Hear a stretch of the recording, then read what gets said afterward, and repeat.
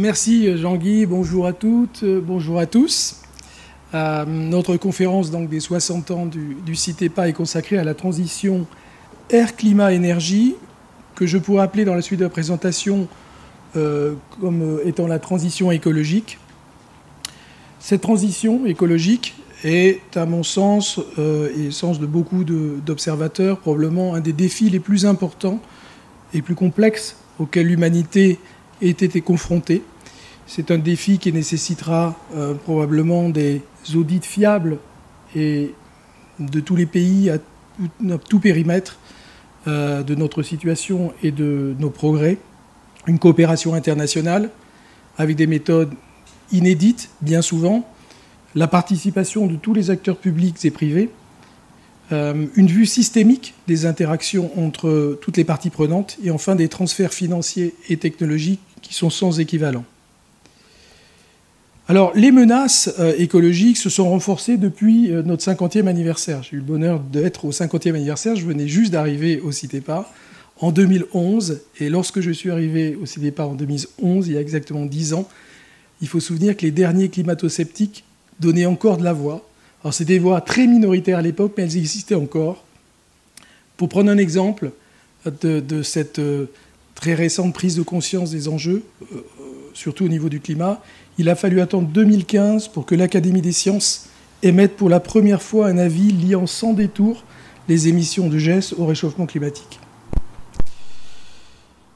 Le 9 août 2021, donc 10 ans après, le GIEC, en revanche, publié il y a un mois, dans son 6e rapport, le volet scientifique, consacré au changement physique, des conclusions sans équivoque de ce changement climatique d'origine anthropique.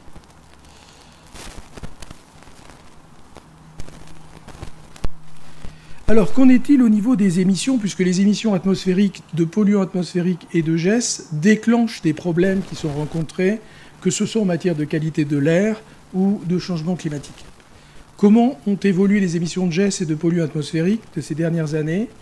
Il faut se souvenir que le total GES n'est connu que depuis 1990 en France et est comptabilisé par la CNUC uniquement depuis 1990, même si, comme l'a rappelé Jean-Guy, dans certains pays dont la France, notamment avec le CITEPA, ces émissions sont relevées depuis 1960.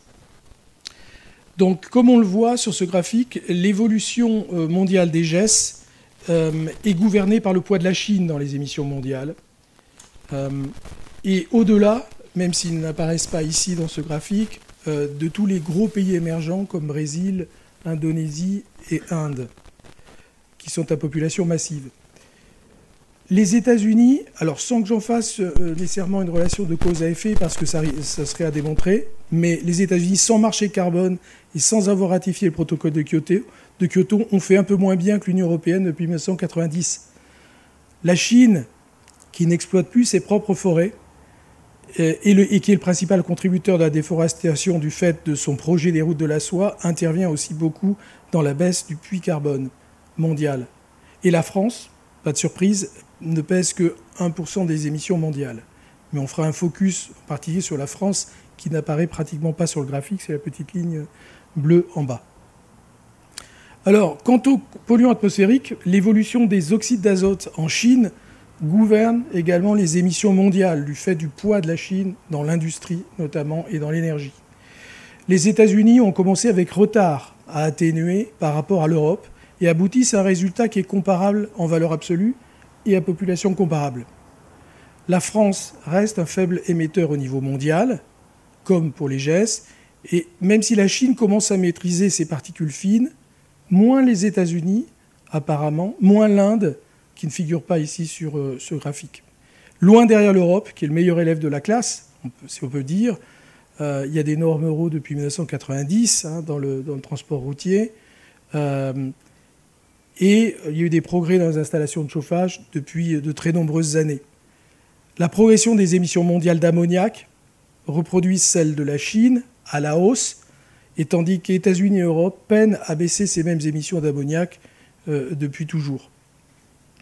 Alors, le CITEPA suit les NOx depuis 1960 aussi, et le NH3 depuis 1980, et les particules fines depuis 1990. Ce graphique tente de donner une idée de l'efficience en fait, du CO2. Alors sur ce graphique, on reprend tout d'abord une perspective historique très lointaine. C'est un peu un graphique unique. Nous sommes pratiquement un des seuls à pouvoir sortir ce graphique pour la France. Les émissions historiques, donc depuis 1960. Et donc vous voyez plusieurs périodes sur ce graphique. Une période d'avant le nucléaire, avant 1975, lorsque les émissions augmentaient en relation avec les besoins croissants en énergie des 30 Glorieuses. Ensuite, il y a un après-nucléaire, où les émissions finissent par peiner à baisser, je dirais de 1986 à 2006, voire croissent dans le transport, compte tenu de l'augmentation du trafic et de ce qu'on appelle le parc roulant. Et enfin, d'une période depuis 2010, où les mesures d'atténuation et de loi et les lois plus contraignantes, notamment vis-à-vis des industries soumises à quotas, un marché ETS, ont probablement fait un effet. En tout cas, on voit une diminution qui reprend, en fait, depuis une dizaine d'années, des émissions de GES en France. Alors, cette idée d'efficience dont je vous parlais, j'ai essayé de la faire figurer ici en rapportant les émissions de GES, des émissions de CO2, pardon, à la valeur ajoutée par branche. Je l'ai fait par secteur et j'ai ramené en fait ces valeurs en euros constants pour tenir compte de l'inflation. Et on voit que même en rapportant en euros constants, lorsqu'on rapporte les émissions par valeur ajoutée, on constate bien une efficience accrue de tous les secteurs, pratiquement depuis 1990. Alors, il y a probablement des secteurs, si on regarde finement, qui ne suivent pas cette tendance. Encore une fois, le transport est toujours tributaire des carburants fossiles, à date, et donc cette efficience, à part l'efficience des moteurs ou du fonctionnement des moteurs thermiques, ne participe pas de façon significative à cette baisse. De même, une vue historique de l'atténuation de la pollution atmosphérique, avec 3 graphiques. Un pour les NOx, donc en haut à gauche, en haut à droite pour les particules fines, et puis en bas pour le NH3. Vous avez donc des évolutions par secteur, au grand secteur d'activité au sens sectaine. Donc on voit bien une montagne finalement pour les oxydes d'azote, une baisse depuis 1990 des particules fines, et un ammoniac dont le secteur agricole est complètement prépondérant. C'est la partie verte, en fait, qui ont du mal à baisser ou ne baissent pratiquement pas depuis quelques années.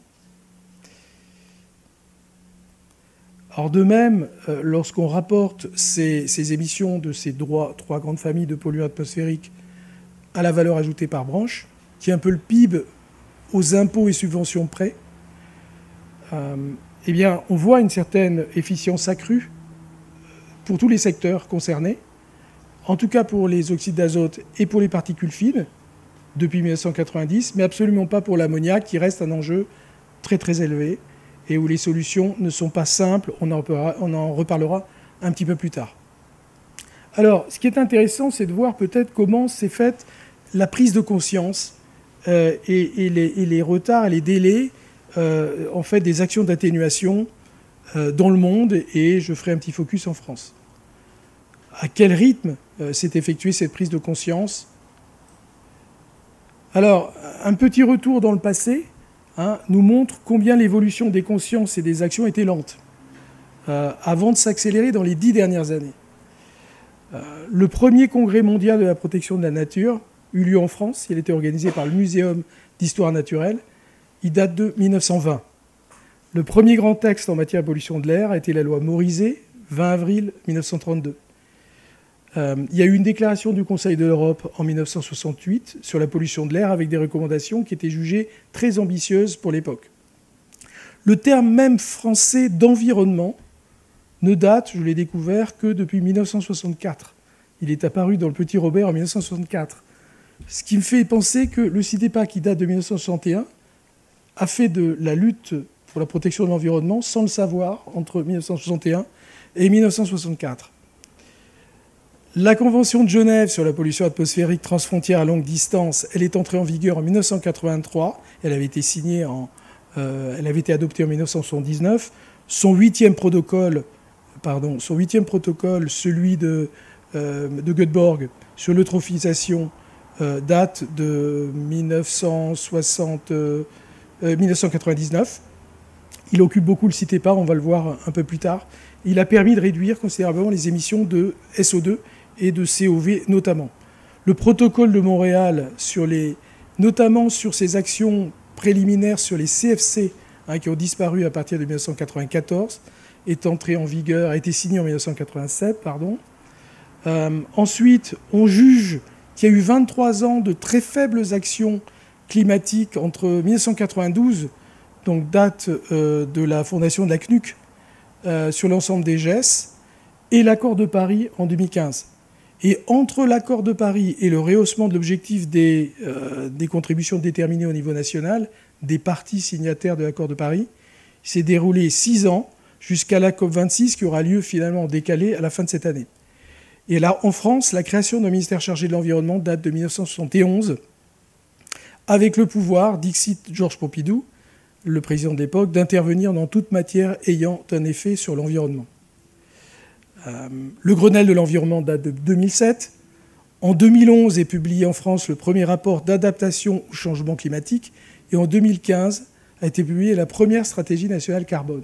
C'est dire, parce que on baigne peut-être tous en tant qu'experts ici dans ces problématiques, que ces prises de conscience et ces décisions fondamentales, surtout sur le climat, sont assez récentes, moins sur la pollution atmosphérique, et on va essayer de voir pourquoi. Vous vous souvenez de cette phrase de George Bush senior, qui déclarait pendant le sommet de Rio en 1992 en plus, il le faisait pas, c'était pas dans une conférence de presse de la Maison Blanche. 6 ans avant ce sommet de 1992, le professeur Carl Sagan, dont je recommande encore les vidéos sur YouTube si vous êtes amateur de documents historiques, puisqu'il est décédé dans les années 90, de l'université de Cornell. C'était une sorte de lanceur d'alerte. Il alertait sur le global warming et préconisait un ensemble de mesures pour l'éviter qui sont toujours valables aujourd'hui. Mais ce qui est intéressant de voir maintenant, puisque nous sommes en 2021, c'est qu'au cours de ces 10 dernières années, sous le faisceau des preuves scientifiques, le débat, voire les controverses, se sont déplacés non pas sur l'existence du changement climatique, mais sur les conditions et les moyens de la transition écologique. Or là, il y a un petit souci qu'on comprendra vite. Les rapports du GIEC reposent sur la biologie, la chimie, la physique, sont des sciences dures, et ces sciences dures apportent des démonstrations qui s'imposent au débat. En revanche, la transition se trouve au carrefour des sciences humaines, peut-être des sciences dures pour une part, mais de la politique, la sociologie, la psychologie des comportements, le juridique. Et donc, cette transition, elle devra s'imposer avec d'autres moyens et sur d'autres arguments que les preuves scientifiques. Il y a aussi évidemment une raison fondamentale au retard, c'est l'argent qui est mal orienté. Et ça, je suis sûr que les économistes qui ont été invités à cette conférence interviendront tout à l'heure, notamment les subventions aux énergies fossiles, mondialement, je ne parle pas uniquement de la France, et la disproportion qu'il peut y avoir entre les 100 milliards par an qui ont été envisagés dans l'accord de Paris, mais qui ont du mal à naître, à être concrets, à être dépensés effectivement, et la quantité d'argent qui est fléchée vers les énergies fossiles. Et j'ai vu là dernièrement qu'un rapport de l'ONU soulignait et dénonçait à quel point les subventions agricoles également étaient mal orientées lorsque on considérait le facteur climat. Alors, il y a évidemment d'autres raisons pour lesquelles la transition ne s'impose pas. C'est qu'il faut prouver l'avenir, et l'avenir, par définition, n'existe pas. En tout cas, sa prévision, c'est un exercice très délicat. Alors, il y a évidemment, depuis août, les nouvelles projections du GIEC. Et 20 000 ou 30 000 scientifiques derrière, dont on a fait la synthèse des travaux. Donc là, on a une première idée effectivement de différents scénarios de mesures d'atténuation qui ont toutes été modélisées et qui aboutissent peu ou prou à des choses pour la plupart du temps inacceptables, avec un ou deux scénarios qui resteraient dans les plus 1,5 ou plus 2 degrés en termes de changement climatique. Les CDN, donc les contributions déterminées au niveau national des 191 parties de l'accord de Paris, pointent, selon l'ONU, communication du 17 septembre dernier, sur une augmentation de 16% à court terme des émissions avant qu'elles puissent éventuellement baisser. Sur les scénarios, je recommande la lecture des scénarios de l'IETA, des experts énergie, et notamment sur deux scénarios où un scénario où tout s'accomplit et un scénario où tout s'effondre. Très enrichissant. Alors, également, facteur d'incertitude sur l'avenir, peut-on prévoir des disruptions? Alors, j'ai vérifié dans le Littré, parce que je pensais que c'était un terme américain, mais non, disruption est inscrit dans le Littré depuis 1854. Ça veut dire rupture, ce n'est pas un terme américain. Donc on m'a déjà fait la remarque, mais non, le baromètre mensuel observe la disruption du Covid. Mais peut-on prévoir les ruptures? Qui aurait prévu le Covid donc en fin 2019 et l'impact qu'il aurait, ici mesuré par notre nouvel instrument qui s'appelle le baromètre mensuel des émissions. Monsieur Dupuis, vous ne connaissiez pas à votre époque ce petit outil. Nous avons un petit peu évolué depuis, qui permet, avec 3 mois de décalage sur la réalité, d'avoir déjà une précision assez fiable, donc assez importante des émissions. Notamment, on vient de le caler sur le proxy, que vous connaissiez, de N+1, et donc dont il diffère vraiment très marginalement. Donc on voit la saisonnalité des émissions, on compare 2019 ici par rapport à 2020, et on aboutit à un total à moins 9% d'émissions de GES entre 2020 et 2019. 2021, d'après ce qu'on voit, devrait être une année intermédiaire entre 2019 et 2020. Et au total, on aura nos 14% de réduction d'émissions de GES sur 2 ans. Pratiquement une performance qu'on devrait répliquer pendant une bonne dizaine d'années pour effectivement se donner une perspective de neutralité carbone à 2050. C'est dire l'enjeu. Et alors, sur l'avenir, il y a aussi des plans très ambitieux. Le plan de relance vert déclare que l'on veut devenir la première en France, première grande économie décarbonée européenne, en atteignant la neutralité en 2050. Actuellement, le cumul des contributions déterminées au niveau national, qui, comme vous le savez, ont été réactualisées pour la COP26, avec un an de retard, le cumul de ces contributions déterminées, le calcul vient d'en être fait par l'ONU, indiquerait une trajectoire théorique à plus 2,7 degrés par rapport au début de l'ère pré-industrielle. En fait, ce n'est pas par rapport au début pré-industriel, c'est par rapport à 1850 et pas 1750, 1850, mais une trajectoire à plus 2,7. Alors, ce qui m'étonne, c'est dans les commentaires qui ont suivi, c'est peut-être le catastrophisme.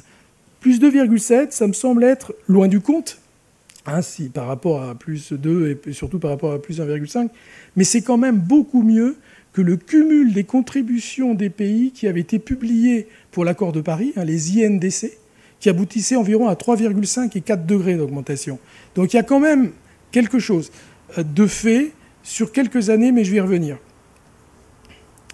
Alors là, j'ai essayé de résumer, mais vous aurez le loisir, puisque toutes ces présentations vous seront communiquées par la suite, de rentrer dans le détail, mais j'ai mis sur 3 barres en fait bleues.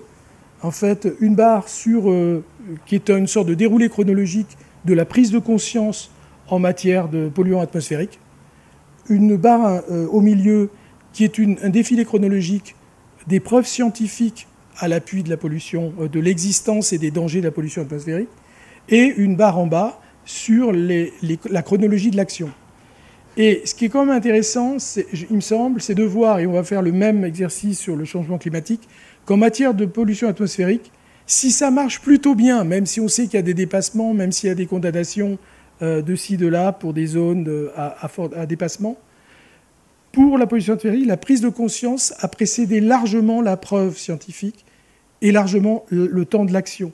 Pourquoi ? Parce qu'il y a eu un smog de Londres, par exemple, vous êtes à Londres, vous n'avez pas besoin de 1000 démonstrations scientifiques pour comprendre ce qu'est la pollution atmosphérique, et tout le monde réagit vite. Et ça, il me semble que c'est une des raisons pour lesquelles, sur la pollution atmosphérique, les efforts, les lois sont engagés depuis un très grand nombre d'années, notamment en France, mais pas qu'en France. J'ai cité la Convention transfrontière tout à l'heure, dont l'action est massive, elle se poursuit, et elle est plutôt bien acceptée par tous les acteurs économiques.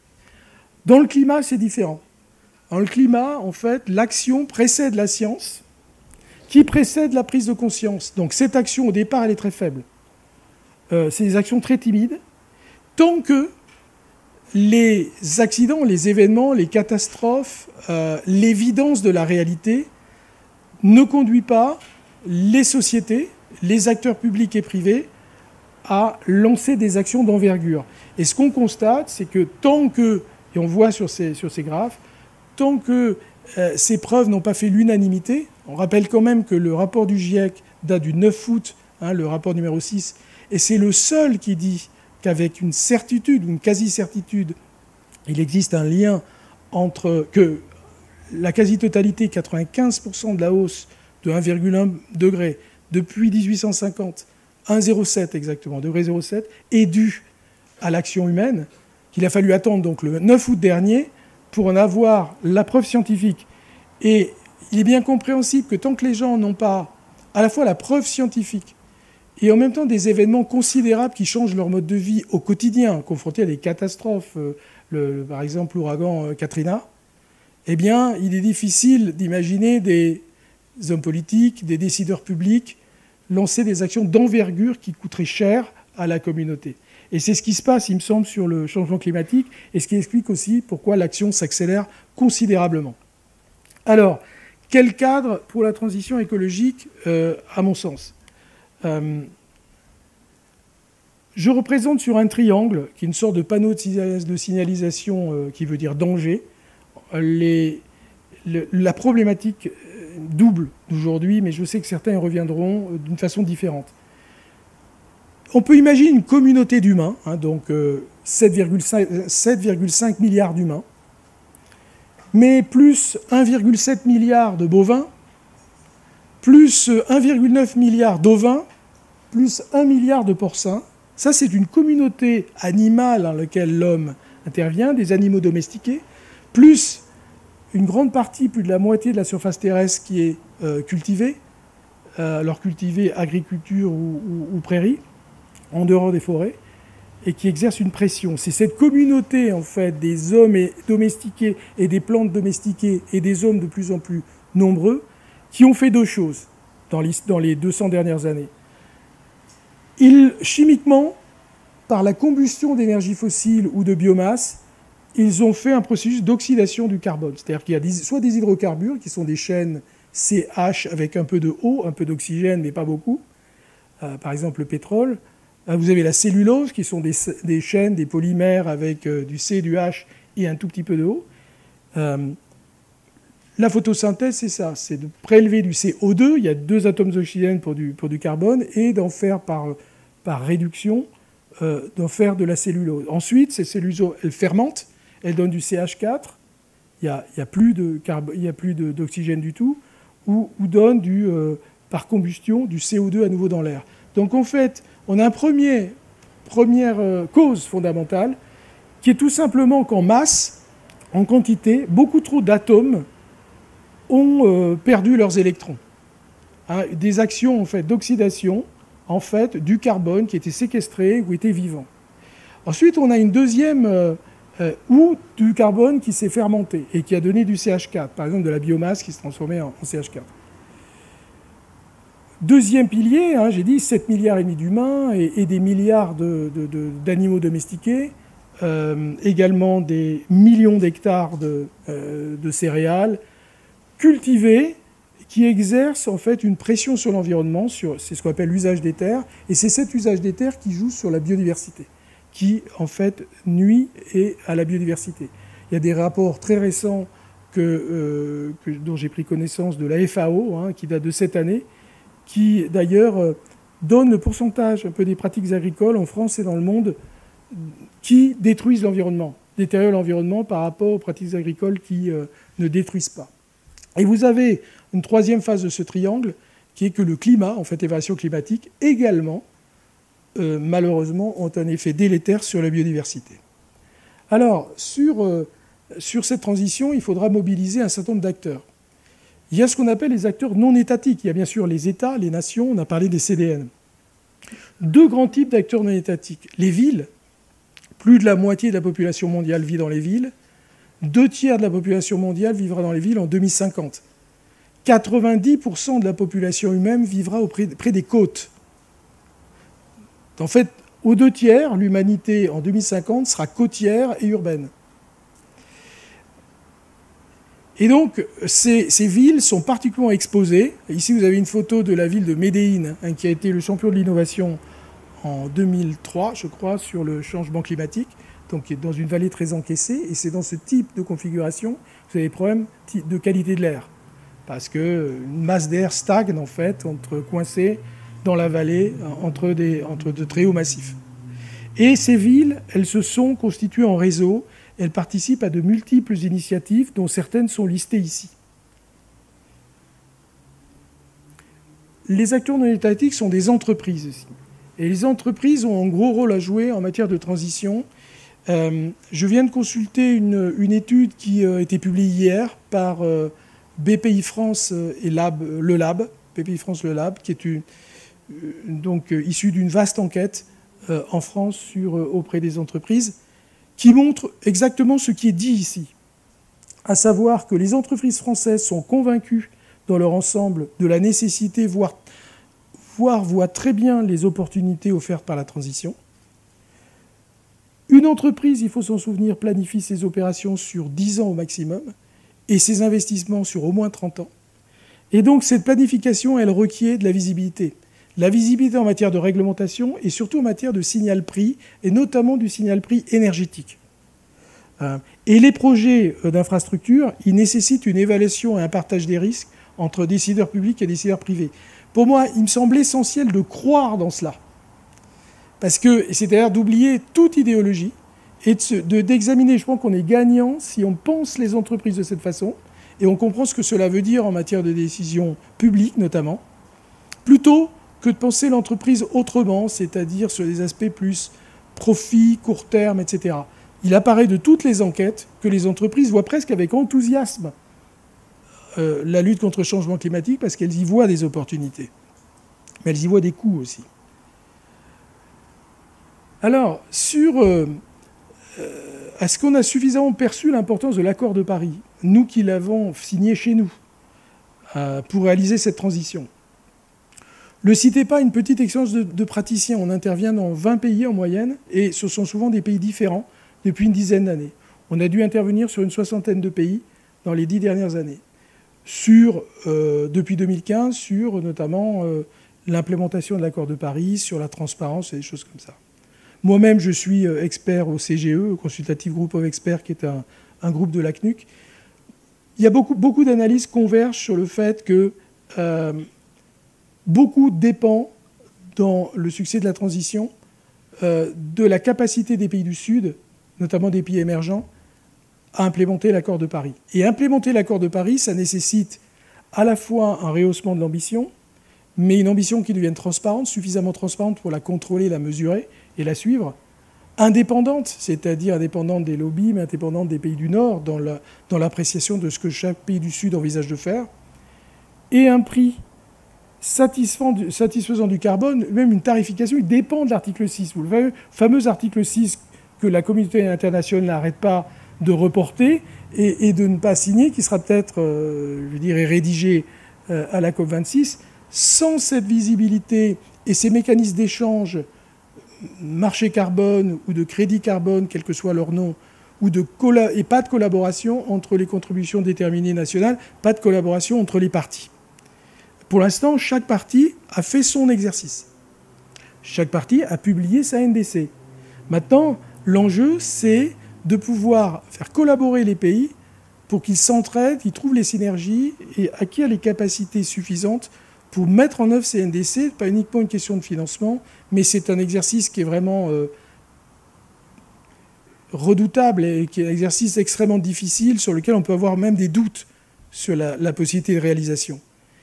Mais si on regarde le calendrier de l'accord de Paris, la perspective d'avoir un article 6 à la fin de l'année, pour moi, on a 4 ans au maximum. 4 ans pour offrir le cadre de régulation, de coopération internationale, etc. Pourquoi 4 ans ? Parce que dans 4 ans, il y aura le nouveau Global Stock Text, le nouveau bilan mondial des émissions en 2025. Et si en 2025, cette fois-ci, le constat est très décevant, c'est-à-dire que Les objectifs ont à peine augmenté. Le niveau de transparence requis à la fois pour les échanges carbone, pour les actions, n'est pas là. Mais je vois mal comment la communauté va continuer à se mobiliser en coopération internationale et y croire. Donc il y a vraiment un enjeu sur 4 ans. C'est très très peu 4 ans. C'est maintenant, donc, tout de suite, qu'il faudrait faire quelque chose. Alors, il faut se souvenir aussi que ce qui était facile et acceptable a déjà été fait. Tout n'est pas faisable ni souhaitable au même moment et au même coup. Et on n'est pas tous cohérents au niveau individuel, autant l'être au niveau collectif. Alors, voici une diapositive non politiquement correcte. Je m'en excuse d'avance. Et d'ailleurs, je ne prétends pas à ce qu'il y ait une vérité absolue dans ce que j'affiche. Ce sont plutôt des marqueurs que j'ai mis. Dans 4 cas, j'ai croisé efficacité ou non-efficacité avec acceptabilité sociale ou impopularité, non-activité sociale. Évidemment, on ne sera pas forcément d'accord sur les emplacements des actions, et je suis tout à fait d'accord avec ça, et encore une fois, pour vous provoquer un petit peu la discussion. Mais ce que l'on voit, collectivement, c'est que les 2 cases vertes, les deux colonnes et lignes vertes qui se croisent, bien ça, elles ont abouti à un certain nombre d'actions qui étaient à la fois acceptables et efficaces, tant mieux. Mais une fois qu'on a fait ça, on se heurte à un gros problème. C'est de discerner ce qui est acceptable, mais qui serait non efficace en réalité. Et là, je pense qu'en France, on peut faire confiance à beaucoup de gens pour imaginer des actions non efficaces mais acceptables, parce qu'elles sont confortables. Mais il y a aussi des actions efficaces qui sont non acceptables. Là, je veux dire, l'intérêt de la collectivité, c'est vraiment d'aller là-dessus. La taxe carbone, par exemple. On sait pertinemment, là, voilà, une action efficace, mais non acceptable ou totalement impopulaire. Et puis, il y a des actions, évidemment, qu'on évitera à tout prix. Non seulement elles sont non acceptables, mais elles sont non efficaces. Il y a peut-être, par exemple, l'abondance des normes, hein, qui enlève à l'individu sa marge de manœuvre. Il faut faire aussi un petit peu attention à ça.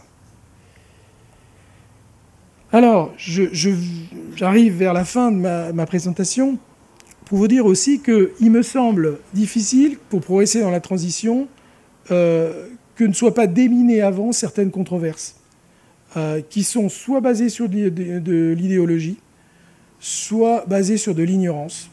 J'ai donné quelques exemples, mais j'aurais pu en donner d'autres. J'aurais pu donner la climatisation, par exemple, comme exemple. Et on constate évidemment dans tous nos débats, discussions, que les Français se battent beaucoup sur chacun de ces concepts. Il y a beaucoup de tabous. Et ces combats idéologiques, ils rendent parfois l'équation de la décarbonation impossible à résoudre à court terme. Et donc, il faudra imaginer un très gros effort d'éclairage scientifique. Il faudra que, technique et économique, un exercice de la raison, une sorte de délibération, finalement, sur ces sujets, pour qu'ils soient déminés avant que puisse être entreprise cette transition. Je vois mal comment une transition pourrait se faire si personne n'est d'accord sur le concept de vitesse physique, les slow cities, sur la capture, stockage du carbone, les OGM. Est-ce qu'on peut à la fois interdire les pesticides et interdire les OGM qui résisteraient aux pesticides, la neutralité carbone, les histoires de compensation. Il me semble qu'il y a trop de termes qui sont encore à déterminer et tant que cette révolution intellectuelle n'est pas faite, il sera difficile vraiment d'aller de l'avant. Et pour préparer ces conditions, j'ai beaucoup aimé, mais je sais que c'est un exercice, comme tout exercice, qui a été très critiqué, hein, les efforts de la commission Tirole-Blanchard, hein, un rapport rendu au président de la République, sur les conditions d'application en fait d'une transition. Alors cette commission était essentiellement faite d'économistes. Je me demande si une commission pluridisciplinaire, pas seulement faite d'économistes, mais de juristes, faite de psychologues, spécialistes d'économie comportementale, d'ingénieurs, etc., ne pourrait pas suivre de façon pérenne à la fois l'acceptabilité, le discours et la communication qui est donnée sur ces enjeux et ces tabous et ces blocages en fait idéologiques, et le suivi des actions. En conclusion, quelques marqueurs que je rappelle de la discussion, mais évidemment ils ne sont pas marqueurs exhaustifs. L'ambition, Et ça dépend de l'accord de Paris. Et pour moi, après 2025, on rentre dans un autre monde. La tarification du carbone, les transferts de technologie. Il ne suffit pas, même comme le dit la commission Tirole-Blanchard, que l'Europe soit exemplaire. Ce n'est pas une histoire d'exemplarité, à mon sens. C'est l'histoire de savoir concrètement comment se fait le transfert de technologie depuis l'Europe vers les pays du Sud. La transparence, requise à la fois dans les marchés carbone et dans les inventaires, et les étapes de la transition. La transition, elle a pu commencer sur des choses faciles, je l'ai dit. J'ai cité quelques éléments ici. Procédés industriels, le SO2, les COV, les CFC depuis 1994. Donc ça été entrepris depuis une vingtaine d'années. Vers les années 2030, il y aura d'autres choses, mais par lesquelles on devra passer, probablement, on en parlera tout à l'heure, l'électrification. Donc une source d'énergie secondaire, pas primaire, comme un vecteur, parmi d'autres. Les travaux sur les HCFC, et non plus les CFC, les NOx, les particules fines. Mais en 2050, on se retrouvera avec des problèmes encore plus ardus. L'aviation, l'agriculture, usage des terres, sur le CO2, le résiduel, le méthane, le protoxyde d'azote et surtout l'ammoniac qui, à mon sens, sera le plus difficile à gommer. Alors voilà ce que je voulais vous dire en préambule de cette conférence. Sur cette conférence, je vais laisser la parole aux orateurs. Vous avez le programme qui s'affiche ici sur deux kakémonos, je crois en tout cas celui-ci. Il y aura un premier discours de M. Pascal Dupuis, qui est membre du Conseil général de l'économie et qui a été pendant de nombreuses années le chef du service climat de la DGEC, du ministère de l'Environnement. Donc il nous a fait l'amabilité de faire cette présentation introductive. Ensuite, il y aura deux tables rondes qui succéderont, mais en partant du général vers le particulier. On parlera dans la première table ronde des grandes orientations, des problèmes de planification à niveau national, voire européen.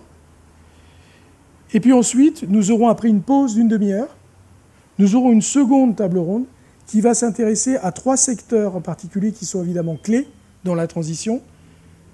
Le secteur du transport et de la mobilité, le secteur de l'énergie et le secteur de l'agriculture affolue, agroécologie. Et nous aurons ensuite une conclusion par Olivier David, l'actuel chef du service climat de la DGEC, pour conclure cette journée. Voilà, je vous remercie et je laisse la parole donc à Pascal Dupuis. Merci Monsieur Dupuis, c'est à vous.